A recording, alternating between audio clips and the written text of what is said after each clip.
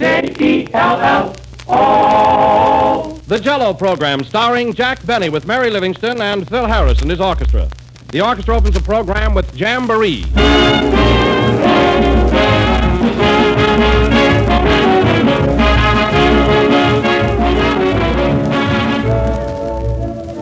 Bright blue skies, the first baseball games of the season. Gay new fashions, these are sure signs of spring.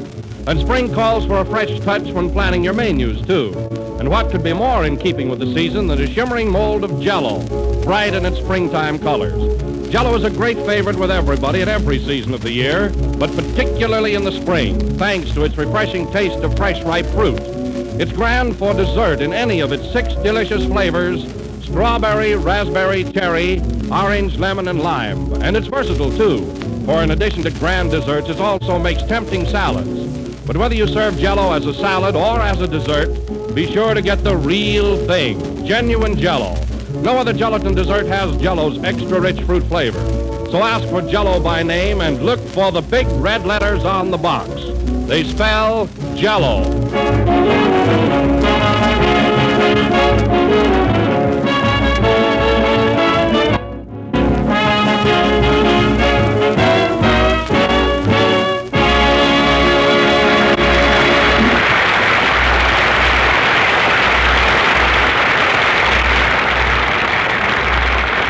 Jamboree from Top of the Town, played by Phil Harris and his orchestra. And now, ladies and gentlemen... Phil, has our guest star arrived yet? Yes, Don, he just got here. Ladies and gentlemen, as you all know, guest appearances of famous film celebrities on radio programs are all the vogue. So contrary to our usual procedure, Jello brings you this evening a personality whose meteoric rise to film stardom has been nothing short of phenomenal. It is my pleasure to present that famous Paramount star and romantic screen lover, Mr. Jack Benny.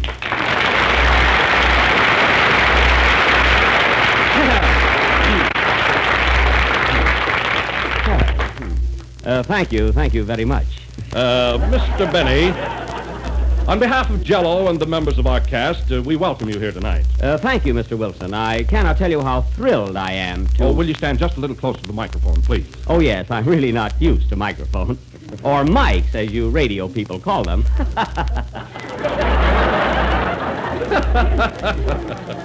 Now, Mr. Benny, I'm sure that our listeners would like to know something of the more personal things about you and your sparkling career. Well, I'll be only too glad to oblige. Because I want my public to know the real me, R-E-A-L, as well as the real me, R-E-E-L. Now, Mr. Benny, of the many, many pictures you have made, which one do you personally think you excelled in? All of them. Hello, Don. Oh, hello, Mary. Oh, Mary, we have a guest here with us tonight. Jack Benny, the famous film star. Jack Benny? Oh, boy. Gee, what a surprise. I can't get over how much he looks like Gary Cooper's chauffeur. Silly girl. Would you mind giving me your autograph, Mr. Benny? Yes, later. Oh, well, don't bother learning to write just for that. Well... Mary, please. Now, Mr. Benny, here's a rather intimate question, and you can answer it or not just as you please. Go right ahead, Mr. Wilson. Is Jack Benny your right name? Yes, condensed. I see. And what was it before you condensed it? You mean my family name? Yes. If they ever put that in lights, Neon would declare an extra dividend. Now, Mr. Wilson, I didn't come here to be ridiculed. You know, Mr. Benny, I saw your last picture, College Holiday, and I thought you were marvelous when you made love to Martha Ray. Well, thank you. Did you like that scene? I'll say. Is Martha Ray's mouth as big as it looks on the screen? Big. That's where they made Lost Horizon. Oh, you're spoofing, Mr. Benny. Well, I think a little humor adds spice to an interview. Now, getting back to our little tete-a-tete, what is your next starring vehicle? Well, of course, Mr. Wilson, this is entre nous, meaning between us. But they are seriously discussing me for the lead in Gone with the Wind. Gone with the Wind? Yes, but I can't quite see myself as Rhett Butler. Can you? No! That's what I thought. Now, Mr. Benny, there's one more question that ladies in particular would be very much interested in. Do you mind telling us your age? What was that? Do you mind telling us your age? I'm just 31. He minds. Mary, please. Somebody has a cue. And, Yeah, that's your cue right there, Jack. And the line starts out, "It's all right, Mr. Wilson." No, that's hello, fellas. Huh?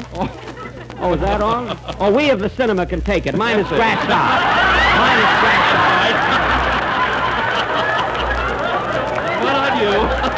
Scratched out, John. I'm sorry.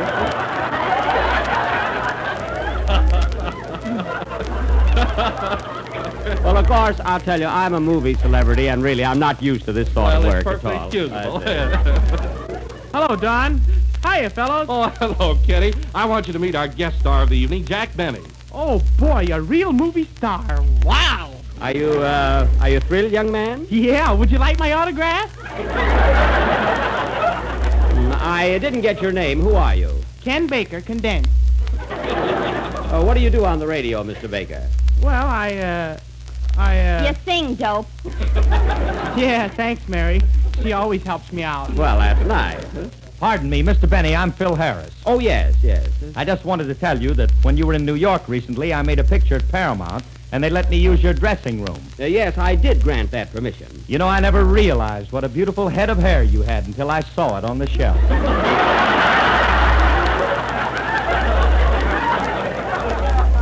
That was my chess piece. I was making a test for Tarzan.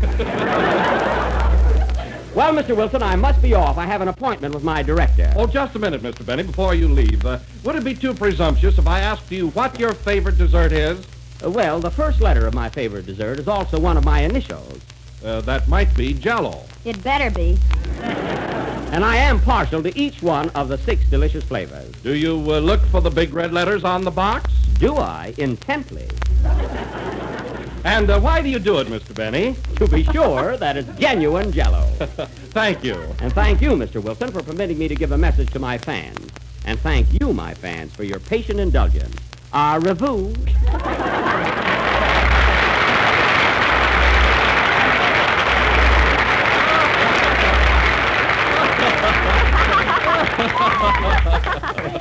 Say, Don, wasn't Jack silly to do a thing like that? Yeah. Hey, was that our Jack? Oh, play, Phil.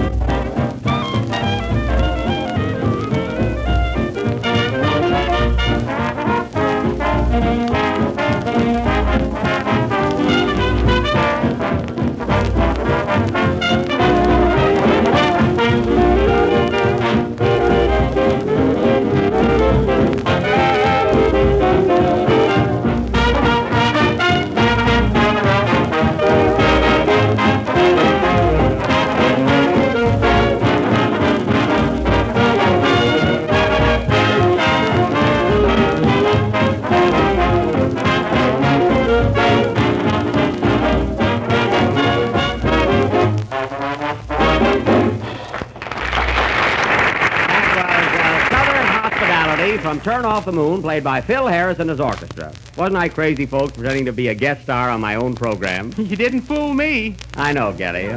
But the reason I did that was because I was guest of honor at Phil Harris's opening Tuesday night at the Coconut Grove, and I didn't get a chance to say anything. In fact, I wasn't even introduced. I'm sorry, Jack. And another thing, Phil, you should have seen the table you reserved for me. What was wrong with it? Well, there was nothing wrong with the table, but the location.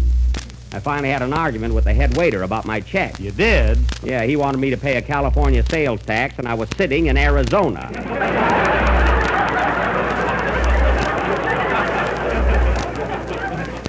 You know, Jack, Jack. I was wondering why I didn't see you at the Coconut Grove. I was there. Me too.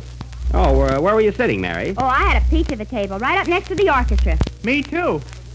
Did you have a good time, Mary? Yes, except the bass player kept knocking my compact out of my hand. Me too. Kenny, you don't carry a compact. Just for that joke I do. Well, it was a nice affair, though, wasn't it, Mary? Gosh, I had a lot of fun. But, gee, was that dance floor crowded? Oh, was Don there, too? I'll say he was. We danced the rumba together. Me too. Me too. Who did you dance with, Kenny, Mary or Don? I don't know. Crowds get me excited. Well, Don, that is a surprise. I didn't know you could dance. Boy, I do some mean trucking. Oh. He danced with me 5 times. Oh, I don't believe it. Huh? I'll show you my flat slipper. Well, I wish I'd have had that good a time. Anyway, Phil, I still want to congratulate you. It was a very swanky affair and a great tribute to you. Thanks, Jack. How did my orchestra sound? Well, Phil, I got to give you credit. For a fellow who knows absolutely nothing about music, you certainly get away with murder. Yes, don't we? No use, Phil. I'm going to keep that watch. Come in. Hello, Bud. Just thought I'd drop in on you. Well, if it isn't Lawrence Tibbet. Say, Andy, I'm glad to see you, but you're dressed up quite formal for a Sunday afternoon, aren't you? Can't help it, Buck. I put this dress shirt on for Phil's opening Tuesday night, and I can't get it off. Oh, that's too bad. Doggone, my mother was right. She said a collar button was better than cement. And I'll never wear a dress shirt again. Well, I don't blame you. Next time I have to go out fancy, I'm going to whitewash my chest. Say, that's a great idea. So you were at the Coconut Grove, huh, Andy? Yep, and I had 2 dances with Mary. Didn't I, Mary? Yep. Well, the place was kind of crowded, wasn't it? Crowded, I fell down 4 times and never hit the floor. It's a good thing I had my spurs on. Your spurs, huh? Mary, what are you laughing at? Now I know what bit me. Well, Andy, come here. While Kenny is singing, I'll try to get your dress shirt off. You won't catch cold, will you? No, I got a Mackinaw on under it. Oh, well, come here. Sing, Kelly.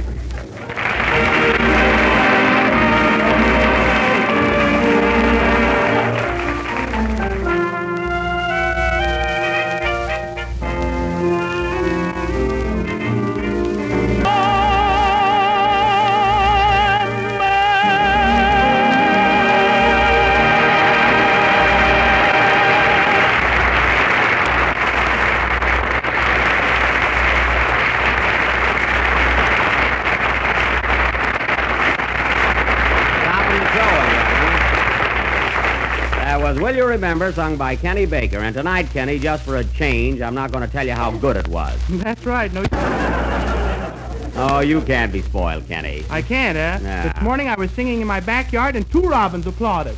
Well, the birds I get aren't so encouraging.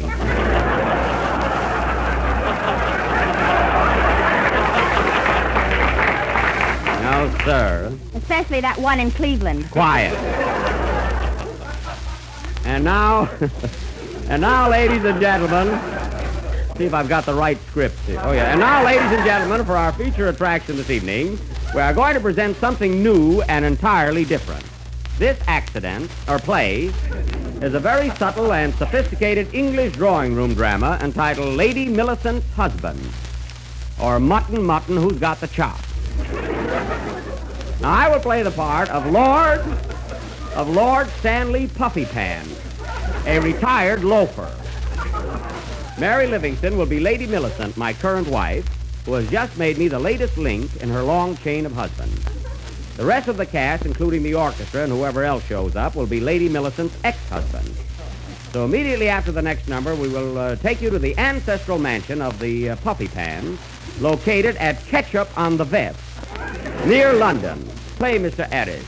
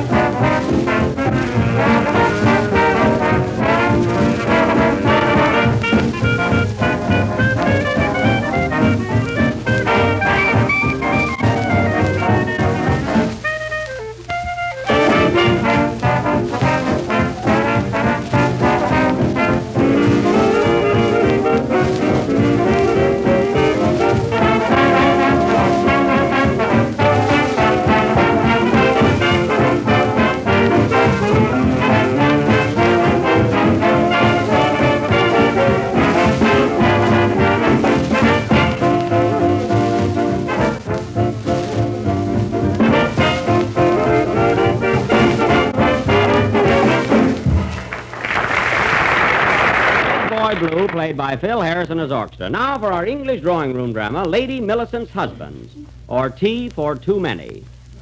As the curtain rises, we find Lord Puffypan in the drawing room boring himself for a change. Everybody all set? Kitty-o, rather, and pip-pip. Pip-pip! Hooray! All right, let's go. Remember your accents, fellows. Curtain, music.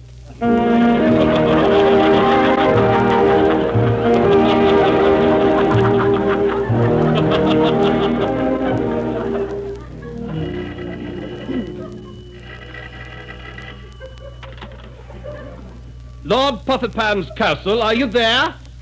Just a moment, please, I'll inquire. Who is it, Heaves? Long distance from Australia, sir. Your Uncle Egbert calling. Uncle Egbert? Yes, he wishes to know how you are. Tell him quite well. Very good, sir. Hello? He's feeling quite well. Goodbye. Well, it was jolly nice talking to Uncle Egbert again. I haven't heard from him in 14 years. Really, sir? Yeah, next time he calls, I must ask him how he feels. Oh, Heaves, have you seen her ladyship about? She's in the billiard room, sir, waiting for her cue. Oh, well, put some chalk on her and shoot her in. Good afternoon, Stanley. Oh, there you are, Millicent. Did you sleep well? No, Grandpapa was walking about the halls all night long. Grandpapa? Well, why didn't you lock him up? It wouldn't do any good. He's a ghost, you know. Oh, yes. I thought he looked a bit pale. What are you reading there, Stanley? The latest cricket scores, my dear. Most exciting. Any upsets? Oh, rather. London Braves 7, Liverpool Giants 0. Well, here's something of interest. Your cousin Ronald passed away. Ronnie? Why, I was talking to him only yesterday afternoon. Must have been a rather dull chat. He died yesterday morning.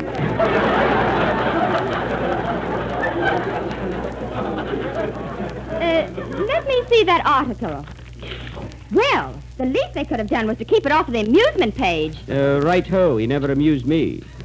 I wonder how they could tell he was dead. Oh, they have a way, I suppose. I say, Millie, look at this. You're rich. Your cousin Ronnie has named you his sole heir. Did he have any money? Oh, scads of it. Isn't that wonderful? Let's send flowers. Pretty ones. Announcing Sir Philip Harris Algernon Chatsworth, Knight of the Baton. Philip? Who can that be? You were married to him, remember? Oh, yes. Hello, Philip, my first love. Millicent, so glad to see you, my dear. Philip, old thing, how are you? Hop hole and ripping. Sounds like a parlay.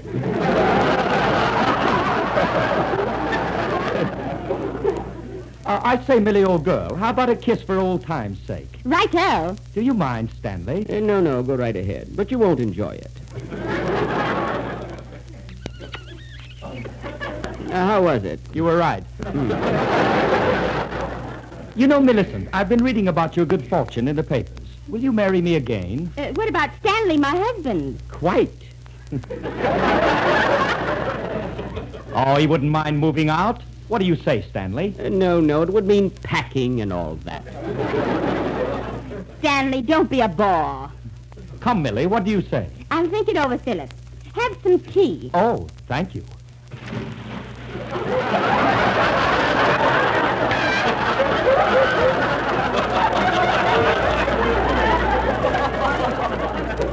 Careful, Millie. Heaves my rubbers. Announcing Lord Cedric Warwick Patrick Flick, Knight of the something or other. That name sounds familiar. He was your second husband, my love. This way, sir. Thank you, Heaves. What ho, Millicent? Cedric, so glad to see you. Hello there, Cedric. Toodaloo, Fluffy Poof. Millicent, I'm here for only one thing. Will you marry me again? Marry you? Yes, I read in the papers your cousin died and I love you.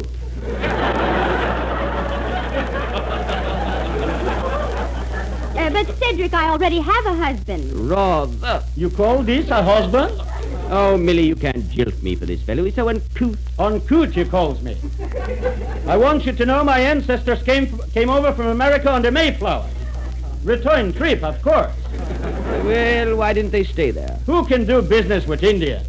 What are you doing these days, Cedric? Same as always. I'm associating with a sportsman.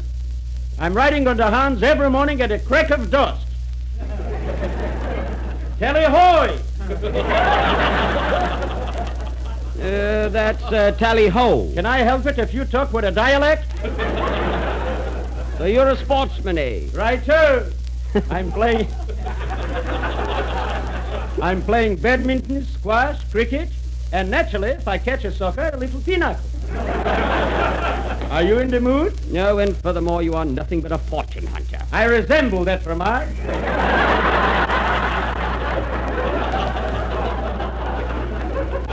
And another thing, are you by any chance incinerating? Then you really don't want to marry me just for my money, Cedric? Naturally not. If I'm proposing to you just for your money, I hope I drop dead this minute. Oi, hold it! What's the matter? I forgot to cross my fingers. Oh, this is all so terribly confusing. I wish Cousin Ronnie hadn't left me all that money. Announcing Sir Jello, Knight of the Strawberry, Earl of the Raspberry, Duke of the Cherry, Orange, Lemon, and Lime. Look for the big red letters on his coat of arms.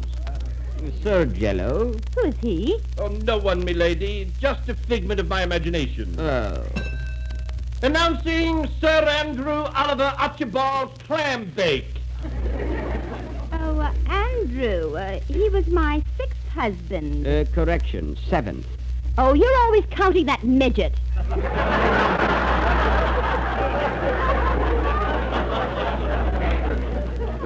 My error. Welcome, Andrew. Hello, Millicent, my love. Cheerio, and are you there? I say what? Pip, pip.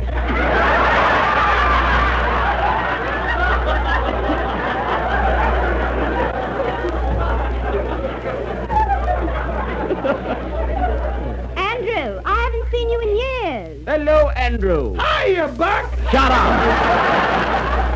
I say, where have you been all these years? In the cinema. Hollywood, you know. And how do you like the cinema, Andrew? Well, at first my English accent got me in Dutch. They laughed at me.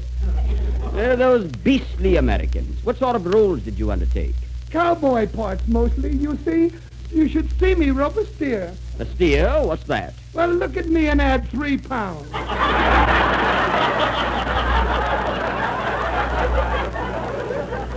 A very vivid description, old fellow. Well, Millicent, what I really came here for was to ask you to marry me. How about it, Millie? Just a moment, old fellow. I ask her first. Wait a minute. I'm in this sweepstakes, too. Come on, fellows, let's be dignified about this. After all, I'm her husband, and we all want her money. So let's draw straws for her and it.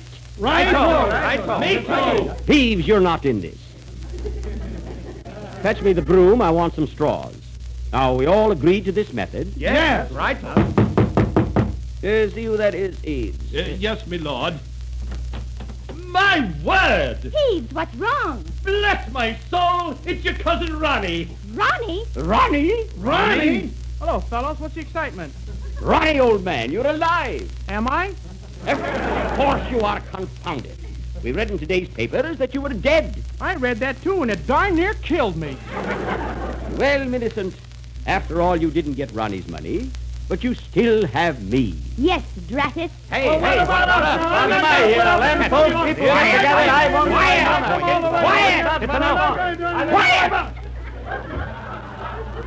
Quiet! Oh, heave! Yes, my lord. Take the broom and sweep these tramps out. Playboy.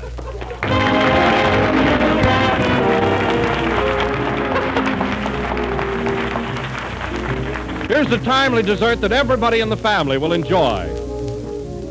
Ice cream, creamy, rich ice cream, the real homemade kind. Everybody in the family enjoys ice cream, especially when it's made with Jello ice cream powder. You can now make delicious ice cream with the old-fashioned flavor more quickly, more easily, and more economically than ever before. And you can make it right in the freezing trays of your refrigerator. Just combine a package of Jello ice cream powder, some sugar, milk and cream, and you'll soon have a quart and a half of smooth, rich, mellow ice cream. Or, if you prefer, you can make ice cream with Jello ice cream powder in an ordinary hand freezer and get the same delicious, creamy results. So ask your grocer tomorrow for Jello ice cream powder. We're a little late, so cheerio, folks.